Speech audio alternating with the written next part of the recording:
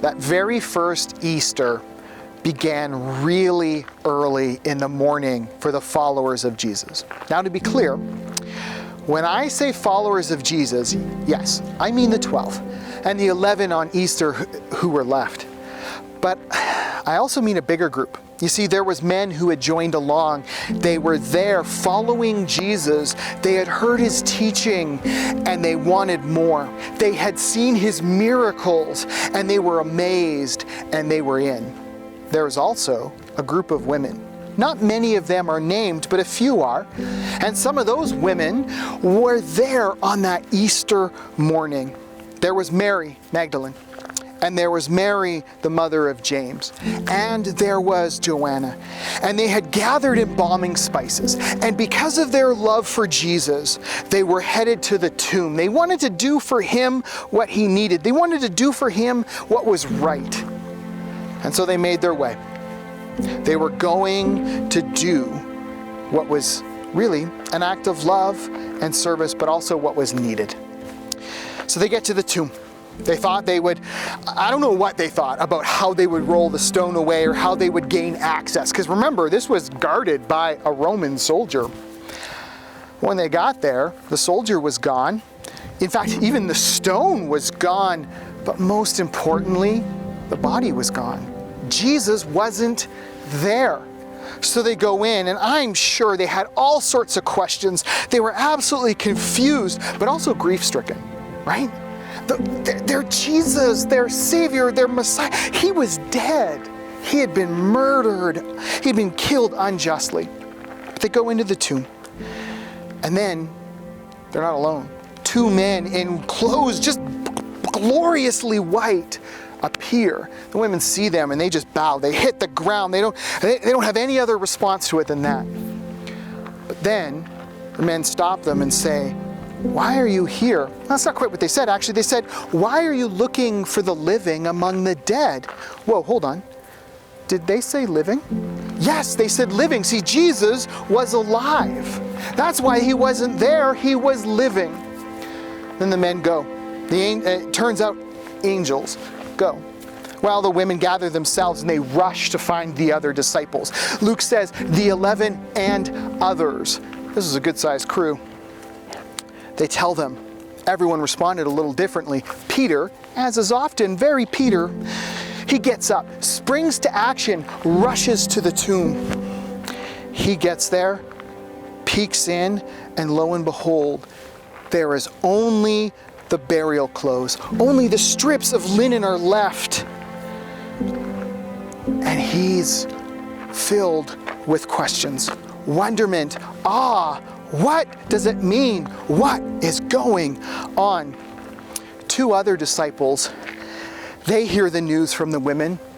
They take a different path. In fact, they take a road kind of like this one.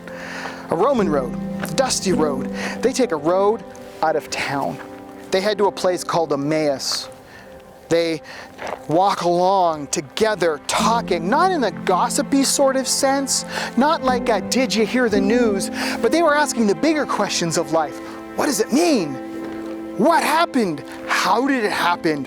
What now? All these big, confusing questions. They don't ask them for very long. Very quickly, someone joins them. A stranger, they think. Turns out it's Jesus. But not Jesus as they remember him. This is Jesus resurrected. This is Jesus who wasn't resuscitated, but Jesus who was brought back to life.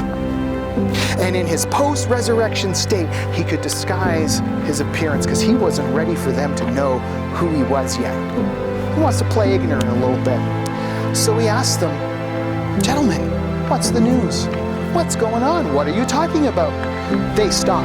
They're amazed. They can't believe it. Is he the only one in all of Jerusalem who hasn't heard what happened?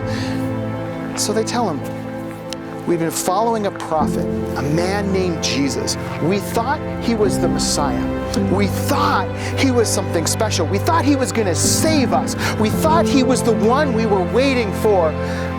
But he died. In fact, 3 days ago, he was hung on a cross. He was crucified. He was laid in a tomb. But now, he's gone. Some tell us that he's alive, that he's risen.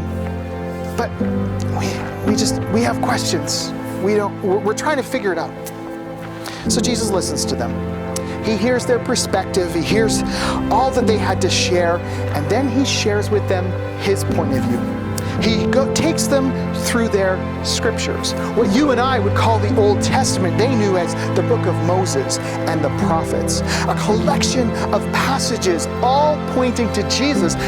Those disciples of Jesus, they knew the scriptures, but they didn't know how to find Jesus in the scriptures, and he helped them see that they all spoke of a Savior who would suffer, a Messiah who would be born in Bethlehem but die in Jerusalem, who would come to free them, not from an oppressive force that would set their country free, but would free them from the sin within their hearts, from the thing that really separated them from God.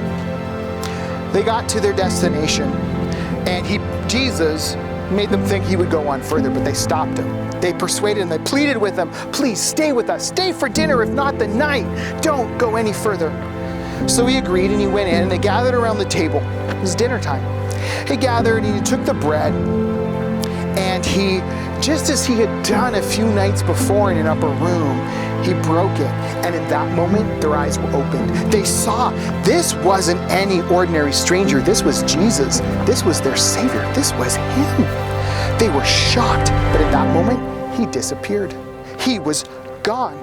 So they looked at one another. They had already come 11 kilometers, but they found the strength for 11 more, and they headed off back to Jerusalem, back to the others. They have to tell them, we have found Jesus. We've seen him. We've talked with him. He was with us on the road. He's alive. He's alive.